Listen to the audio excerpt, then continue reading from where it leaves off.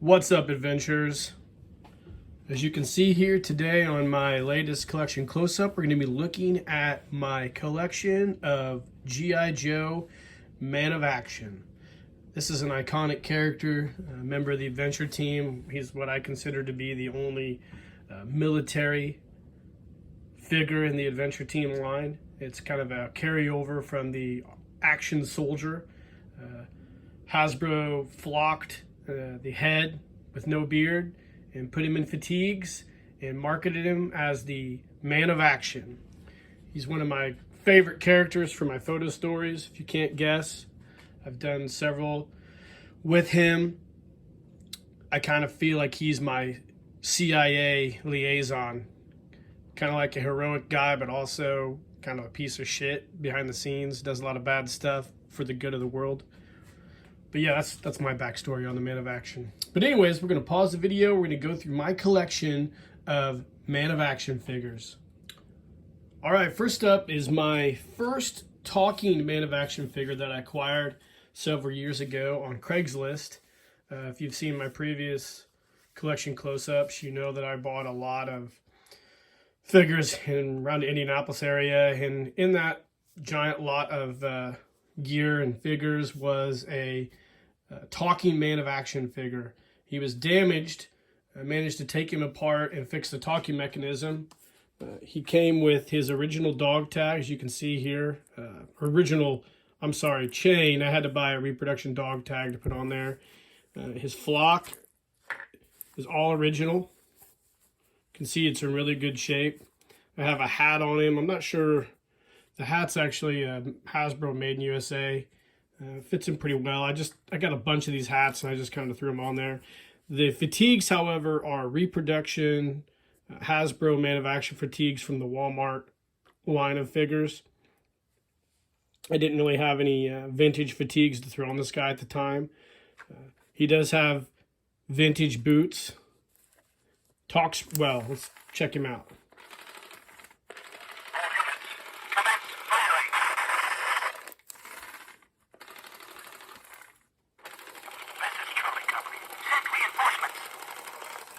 Yeah, so the talking mechanism works fairly well.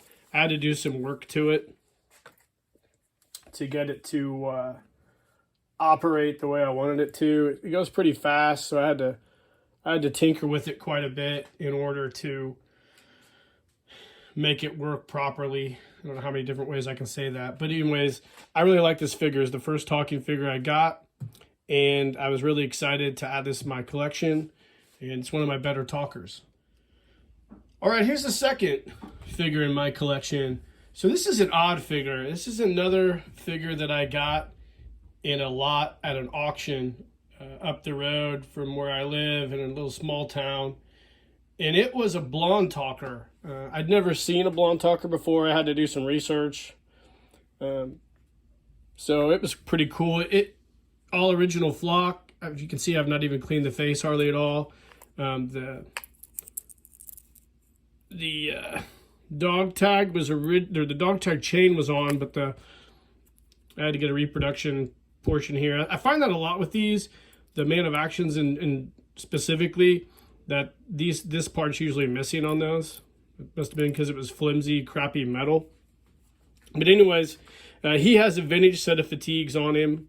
You can see they're a little bit damaged. These are actually the fatigues that came in the lot. So I don't know if they actually went to this guy or not. I don't really know. Sometimes with those lots, they're all mixed up. You get a bunch of different figures and collections in there when you go to an auction house. He has vintage boots, and he talks pretty well too. Take the jeep and get some ammo, fast. Medic, get that stretcher out there. He talks really well, actually. He's probably one of the better talkers that I have in my collection as a whole. So, interesting guy.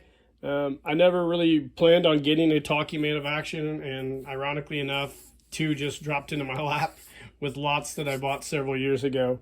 But having a blonde talker is pretty cool. I don't get him out very much. He kind of stays packed away in his box, but it's definitely a cool figure to have in my collection.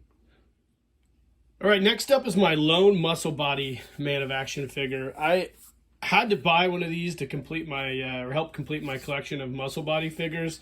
So I paid a little bit more for him than I wanted to at the time. I think I paid around $100 for the incomplete, broken up figure. But I got the outfit. I got some. I didn't get boots, but I put some reproduction boots on him. Not the late issue boots, but he came with his Kung Fu grip hands intact. They're really loose, but they're super pliable still. I think I had to reflock this guy, if I remember correctly. And then I did a top torso restring. The bottom legs and joints and hips were really tight, as well as the feet. As you can see, the clothing's not the best. We find out with a lot of these people in their collections, they're stored in attics or barns or whatever. But this guy's cool. I mean, I don't get him out very much. He's not in the greatest shape as far as clothing-wise goes, and the hands are pretty dingy, but the body's in really good shape. I don't believe there's any melt marks on this guy at all, if I remember correctly. I did add a reproduction dog tag to him. I don't think the muscle body figures, late figures, came with dog tags, but I need to go through all my books and brush up on the history. But I know there's always a guy on here who comments with the history of these figures. Some of you guys out there are super intense, man. You guys are like librarians with G.I. Joe. I've gotten corrected many times, which I do appreciate.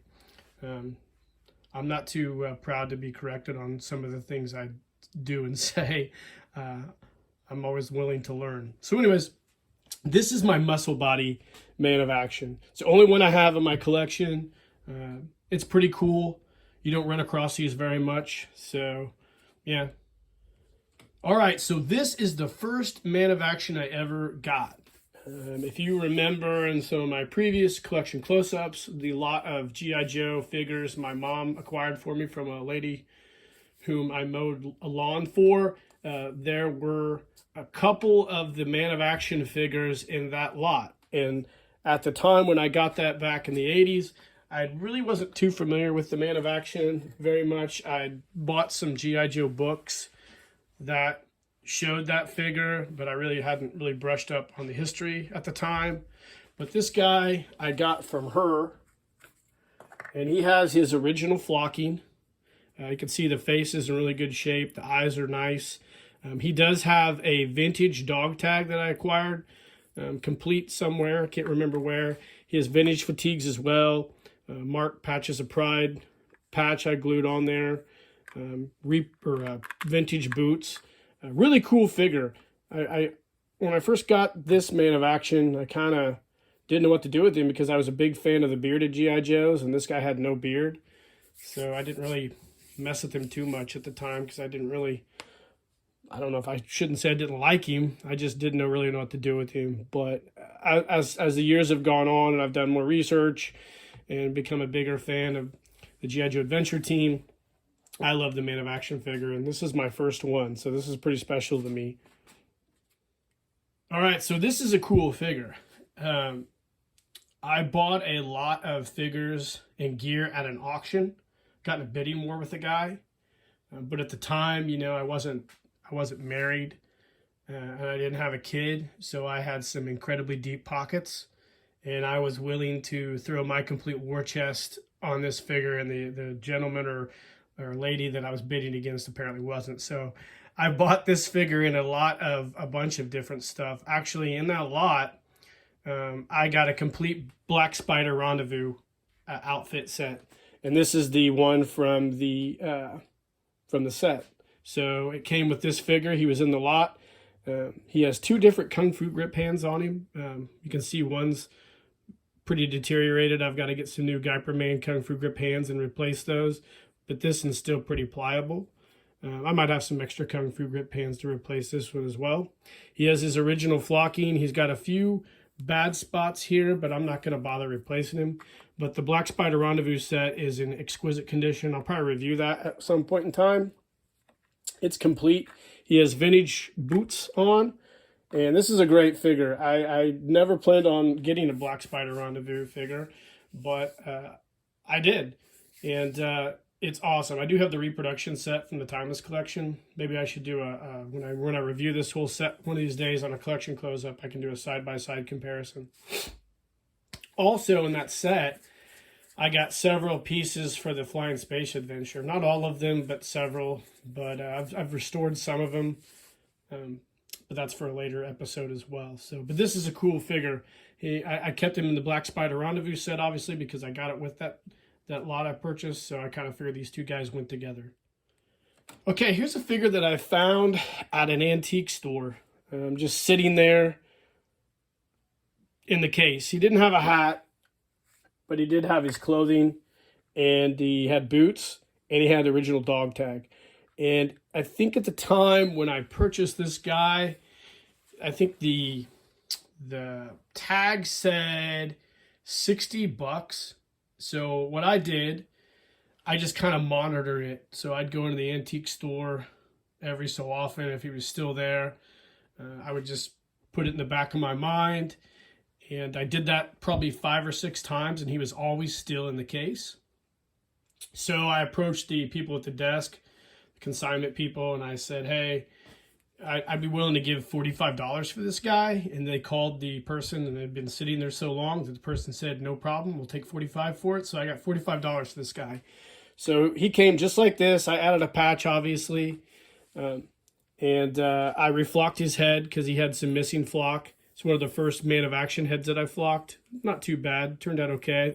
I'd like to do it over and fix the mix a little bit. But this guy was in really good shape. I had to clean him up. The joints are really tight. And I just saw him in that case. And every once in a while, I like to rescue G.I. Joes if the price is right. And that's what I did with this guy. Okay, so this is the second of the figures I got in that lot of G.I. Joe figures my mom got for me back in the 80s. The other Man of Action. Now, I had to reflock his hair. He had a lot of missing flock, so that was one of the things I did a few years ago. I went through all my figures with damaged flock and reflocked all their hair. I added a vintage jacket, pants, and vintage boots to him and a reproduction Collateral dog tag. The guy's in pretty good shape. He has a few cracks in his knees. And that's the problem with some of these figures, you know. They have cracks in their knees and whatnot, and the joints are a little loose. But most of my Man of Action figures are in pretty good shape. But this guy, yeah, he's one of the first Man of Action figures that I got, along with the other figure in that lot. So it's pretty special to me. I have a really good memory of that group of figures coming back home to my house, because I'd never acquired that many G.I. Joes in my life. And I'd always been on a hunt for them. And, you know, the only times I'd ever see G.I. Joes were at flea markets and antique malls, which back in the late 80s, people were wanting a ton of money for them. And obviously I didn't have a job because I was still in school. So my parents weren't going to front the money for me to buy a bunch of toys. So yeah, this is a cool figure. Okay, this guy here really doesn't have an interesting story. He's just a Man of Action figure that I think I acquired off eBay with some parts that I needed for another project. So he was kind of the collateral damage of buying that auction. He was in really good shape, though. He didn't have any cracks or anything on him. He was really loose, so I had to restring him, and his head was pretty messed up, so I actually reflocked this figure as well. I added a set of reproduction BDUs from the Walmart line, as well as the boots for them, and then a Cotswold dog tag. But he had black marker on him, so I had to soak him in the sun with some zit removing cream, and it got out most of the ink. So he was in bad shape when I got him, actually, face-wise, and I kind of rehabilitated this guy back. I've just kept him in my collection regardless, because, you know, you can never have too many Man of Action figures, apparently, as I'm showing right here. All right, lastly is one of my best Man of Action figures.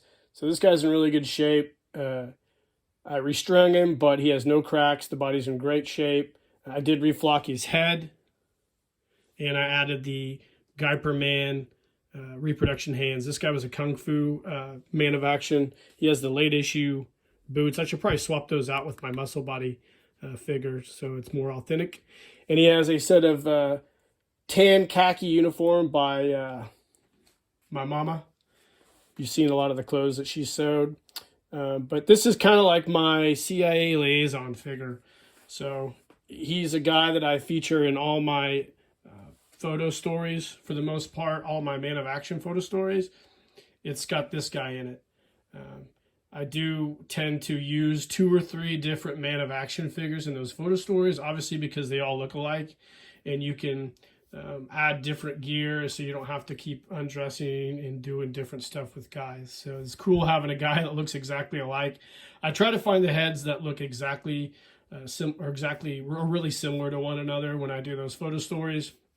And if you go back, there's some variations in the Man of Action head size as well as the eyes and whatnot, but I try to keep 3 that I use to do those photo stories, and this is probably my primary guy that I use for almost all of those. I don't know why I picked him to be the primary guy. It's just to keep his lying around, and I think he's the last. This is probably the last Man of Action figure I got and fixed up, so that's kind of where he is. He was the top of the box, if you will.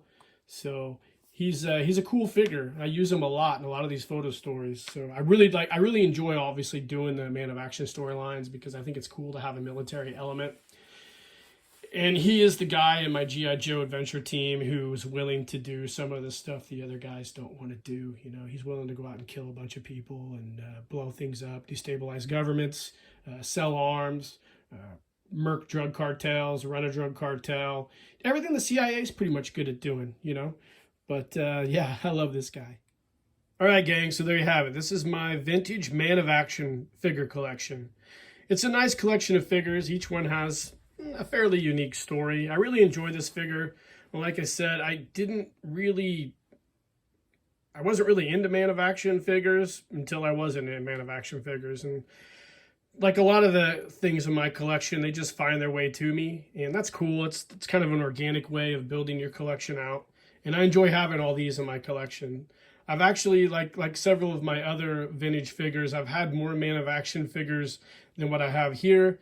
Some of them I just fix up and sell again on eBay if I need to buy a part that I'm missing or something I want to get from Cotswold. That's usually what I tend to do. I kind of recycle a lot of this stuff. But these are the guys that are currently in my collection. And I hope you enjoyed this video as well as are enjoying my collection that I'm sharing with you. So in the meantime, guys, I hope everyone's doing great out there, having a good 2023 so far. And keep living the adventure, and cheers.